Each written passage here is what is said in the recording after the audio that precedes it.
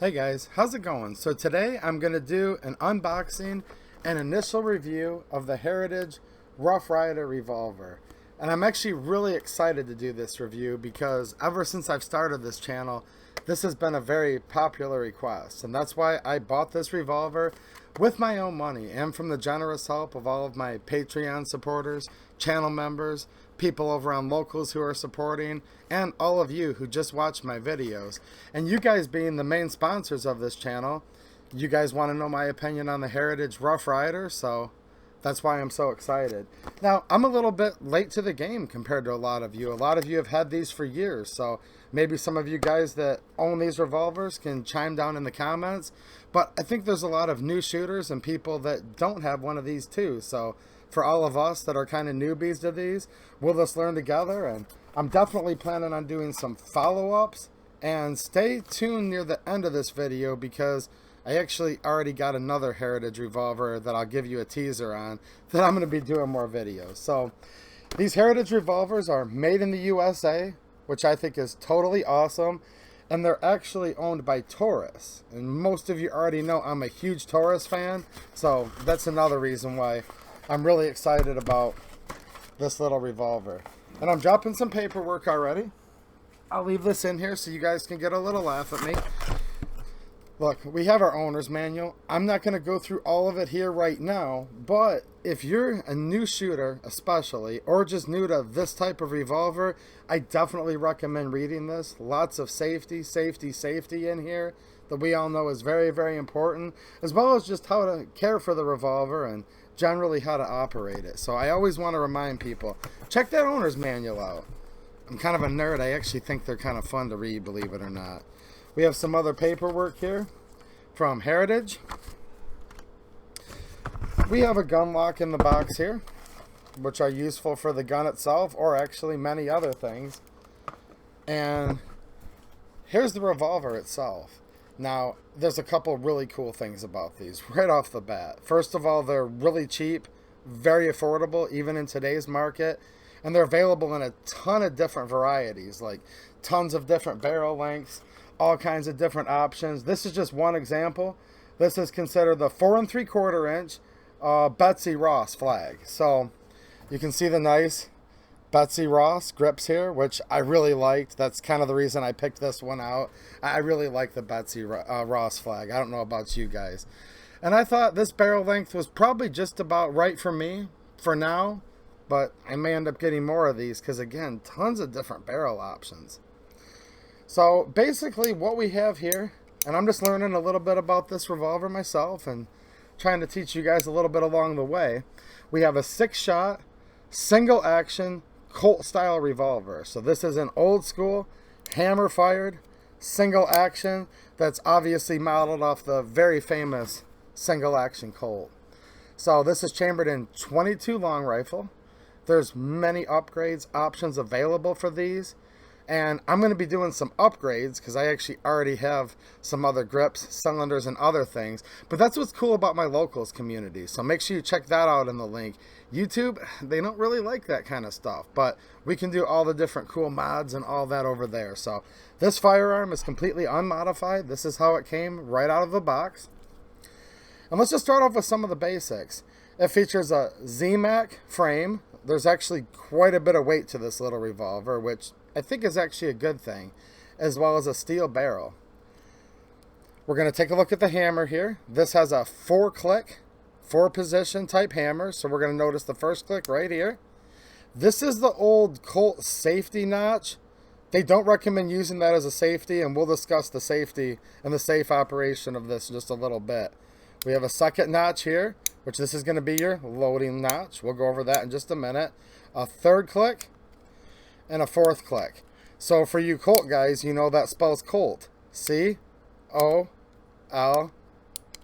right? So that's pretty cool how they were able to replicate the actual true type action and hammer clicks, if you will, of the old Colt single action. Let me know if you guys have any old original Colt single actions. I've always wanted one, but that's still on the list for now. So overall, I like the appearance of this revolver. Very classic design. I really like the Betsy Ross flag grips. million options available out there as genuine accessories from Heritage. Just holding on to it, it already feels very comfortable in the hand. It has enough weight to it where I'm certain that this thing's going to have little to no recoil, being chambered in the 22 long rifle, which is good. Sometimes I like to shoot high recoil guns and it's fun, but let's face it, you could shoot this thing all day without really getting your hands sore, especially for people who might have arthritis or things like that in their hands, who still enjoy shooting and plinking. You're also going to shoot really cheap with that 22 long rifle, as well as children. And I know a lot of you guys have said that you started off your children shooting for the first, handgun on these exact type Heritage revolvers.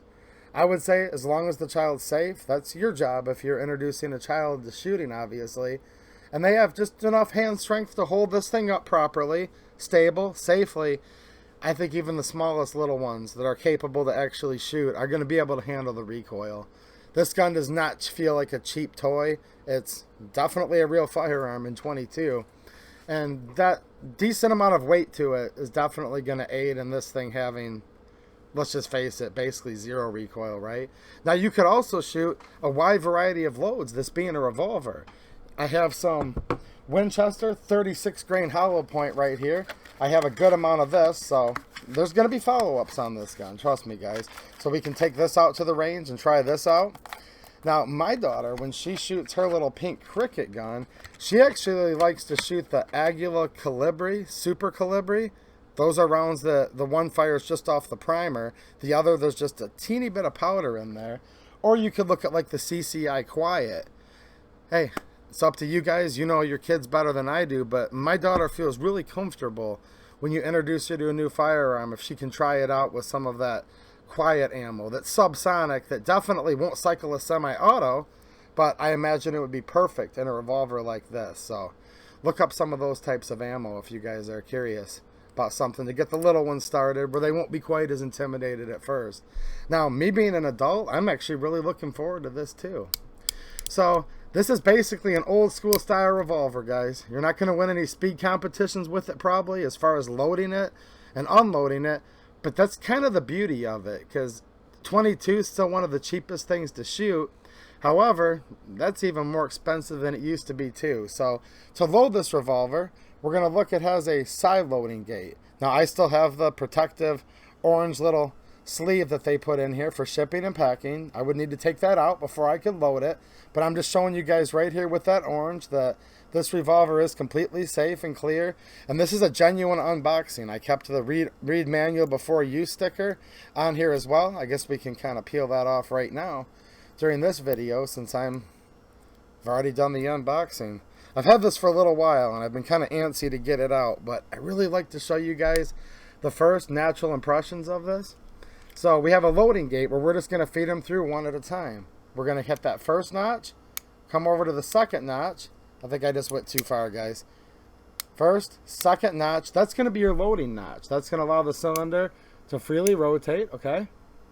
And once you remove this orange protective little sleeve, chamber blocker, whatever you want to call it, this is basically a chamber flag for a revolver, right? You'll be able to see those holes one at a time.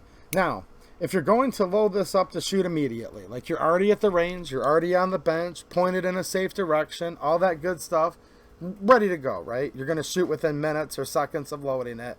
You can load up all 6, okay? Again, they don't want you to ever depend on this first Colt safety notch. It's there, okay, but they really emphasize that in the manual. However, this does have a manual safety. And this is something I really want you guys to talk about in the comments, because I'll give you my honest opinion. I'm really liking this revolver, the price, the concept, the grips, all this stuff's really cool. I'm not sure if I like a safety on my revolver, especially since it's a single action and I have to deliberately and knowingly cock that hammer back before it will fall. And there might be another revolver out there that I'm not too familiar with, but as far as I know, I've never had a revolver or known of a revolver that has a manual safety, but this does. Now, some of you have already told me that you like this safety, because I've been skeptical of it in comments back and forth with you guys, because you like to teach your children on these, and you just feel that having that safety there is very, very important. Okay. But I'm not sure if I like this or not. This isn't necessarily me saying, oh, I just hate the revolver. It may be as simple as me just, for my shooting style, look, read the manual. You guys are responsible for your own safety. But for me, I might just ignore the darn thing and never use it. But I really, really want you guys to get in the comments and talk about this a little bit. Because I know a lot of people really have this. And like I said, that's why I bought this revolver. Because of a really popular request. Alright, so right now we're red. That means we can fire. We're just going to flip this up. And let me see if the camera will focus in on this. There's just a steel bar that comes in the way. See that little steel bar just below where the firing pin would be? All that is just a steel blocker where if we pull the trigger, it's just going to rest on that steel bar. Let me see if you guys can see that. And it's going to keep a gap sufficient where we won't actually be able to send that firing pin forward into the cylinder so it can't strike the rim of that 22 rimfire and light off the round. So that's what your safety is. As far as I can tell, it doesn't do anything with the actual cocking mechanism. It's literally just a bar that sits flat. Let me see if we can focus in on that, guys. It sits flat normally. This is a weird camera angle. And then I'm going to flip it up. And now you can see that it's blocking access of that hammer, that single action. So you can still pull the trigger when it's unsafe. It's just a bar that blocks it. Let me know what you guys think about that. So that's my only initial thing. I'm not quite so sure. Now, if you want to load this firearm to carry it, okay, there's a specific procedure. They say don't ever rely on this first notch, this old school Colt safety notch. They also tell you if you're ready to shoot it at the range, you can load up all 6, but if you're going to be carrying this, you should have it on an empty cylinder. So there's a simple method for that, for revolvers like this. You basically load one, okay? Here's your loading gate. Remember that. You're going to open it up. When this orange safety flag isn't in here, you'll be able to see the holes, and you'll know what I'm talking about. You're going to load one, skip one, and then load 4, which is going to basically put your revolver on an empty hole. That's all explained in the owner's manual. I recommend you guys reading it. And according to Heritage, that is the safe way if you're to carry this, I don't know, for your EDC, or if you're transporting it loaded to the range, that's how they want you to safely carry this. Even though it does still have the safety, they say never, you know, completely rely on a manual safety. And I do know from old school Colt single action type revolvers like this, they do always say to carry them on an empty cylinder, right? And that's where that load 1, skip 1, load 4 comes into play there. I don't know. We'll get used to this safety, or I won't use it. I don't know. I think there's a lot of personal preference and just safety responsibility between you guys there. But yeah, let's check out the, it doesn't say anything about not being able to dry fire it. Let me know if that's taboo on this, but I think it's okay, because the manual never tells me not to. And also think about it. When you're shooting 6 rounds at the range and not paying attention, quite often you're going to go to pull that 7th time and click, no bang. Now there would be a piece of brass in there helping the chamber, but either way right now, again, let me know. I'm learning, guys. Is there some reason you're not supposed to dry fire these? Even though I haven't really heard from Heritage either way. But I do have this, we'll call it a chamber flag, this disc that is going to protect the edge of this cylinder, right, from getting marked up, whatever, by the firing pin, if that's a problem. So help me out, guys, and leave me a comment. All right. So one more time. C-O-L-T. That's a 4-click revolver. And I think I skipped one. It's always hard to do it on slow motion. But it does have 4 distinct. 2, 3, 4. There we go. Let's check the trigger pull. I'm just firing on this little orange disc, you know, that shows that the revolver is completely clear. And offering some protection if the firing pin, you know, to help buffer it there a little bit. Alright, so this is single action, keep in mind. All we're doing is just dropping the hammer. We're not rotating or revolving the cylinder. We're doing all that with our thumb when we actuate that spur. So I don't feel any creep at all. I'm trying to feel if there's any jiggle, nothing. And it just breaks. Let's do that again. Now you can obviously just pull the hammer back in one swift motion like I did. That's how you're usually going to do it, right? Unless, of course, you're loading, then you're going to go to that loading notch 2 clicks down, right? Let me pull it a couple more times, guys. I'm going to try to actually hold it like I'm shooting here. Not bad. Wow. You know what? This trigger pull's not bad at all, guys. There's no slack or slop in the trigger at all. It has a, feels like a steel trigger. And it just breaks. I'll get into a side-by-side later. I have a few revolvers in the collection. Some Taurus, some Smith & Wesson, things like that. A few old Milsurp revolvers. I'm not the biggest revolver guy, but I'll start doing more revolver videos on this channel if you guys are interested. And I like the trigger. For what these cost, especially. Wow. Wow. It feels really nice. Now, when you're going to eject these rounds, the spent brass, or if they're loaded and you need to get them out of there, either way, it's going to be the same thing. You're going to push them out one at a time. We're going to come over here. You can see the ejector shroud running on the right side of the barrel. You're going to come over and see that you have a little lever that sticks out, spring loaded. Let me get this in the loaded portion here. So, okay. You guys can see that's just gently pushing up against that orange. See that little orange flag there? If there was a round in there, spent brass, empty 22 brass, it's going to just push it out the back. Give it a little bit of an upward angle like this as you're ejecting, right? And you're going to, it's always hard to do this stuff on camera, guys. I bumped the cylinder a little bit there. You can tell when it's lined up when you don't have this orange thing. I'm just keeping it in here to make sure it's okay to dry fire. I just, you know, took it brand new out of the box. So there you go. Just one at a time. Click it over to the next one. Do it again. Click it over to the next one. And yeah, it makes this slower than some of the more modern style revolvers. This does not have a swing out cylinder, although it can be taken out. And we'll do that in a follow-up video. I'll do a bonus video on locals, guys. So make sure you're following me over on locals. It's free, or you can support. And I'll do a takedown over there. Just as some bonus. But we're definitely going to have this revolver back on YouTube again soon, too. One little thing I'm noticing here, and I'm going to ask you guys what you think that own these. I know a lot of you do. I'm noticing the little lever that protrudes out. Okay, on the ejector rod. See that sticking out there that I'm going to grab onto with my finger and actuate that spring-loaded ejector? It's plastic. The tip's plastic. It's a 22. It's not going to be under a lot of recoil. I guess it's just my fingertip pushing it. So my common sense wants to tell me that's okay. I guess I would maybe prefer if it was metal. Let me know. Does this matter? Has anyone ever had this go out? Because if this little, you know, plastic little piece here, the handle, if you will, on the ejector rod, if that's a problem, let me know. If it's not a problem, say, dude, it's not a problem. And I won't even ever worry about it again. But just giving you guys my honest first impressions. The sights, we just have a bladed front sight here. Give you guys a peek at that. And just a simple notch. Simple notch into the top strap there.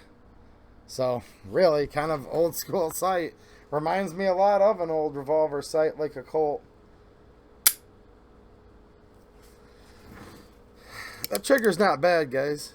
And yeah, Heritage Manufacturing out of Bainbridge, Georgia. I think it's awesome that these are made in the USA.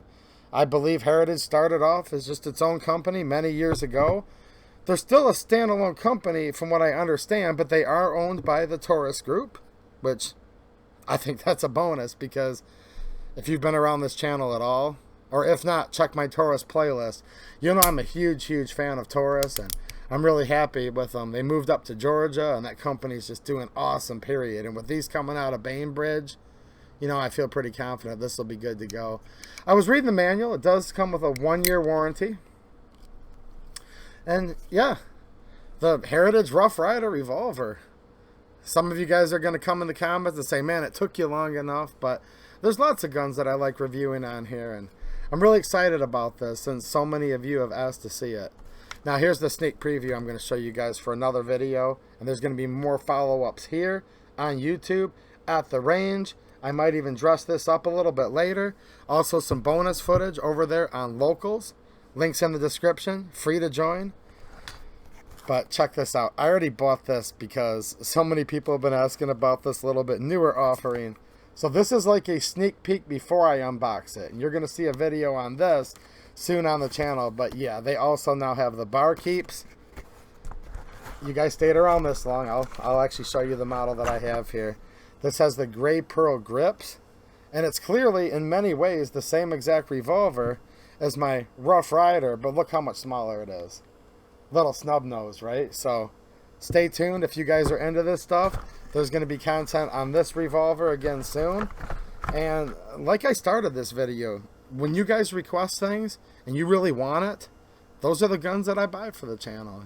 You all being my main sponsors, just liking the videos, sharing them with your friends supports the channel. Also, like I said, Patreon, locals, channel memberships, places like that actually combined brings the money in to allow me to buy this kind of stuff, in this case with my own money, so I can give you guys unbiased reviews. And if you're interested, these videos are always free, but the links are down in the description if you want to help out for future stuff. And yes, I also bought a SAR 9 because that's something you guys have been really asking me about over the past year. Tons of other cool guns, so lots of stuff coming, guys. Alright, thanks for watching, and have a good one.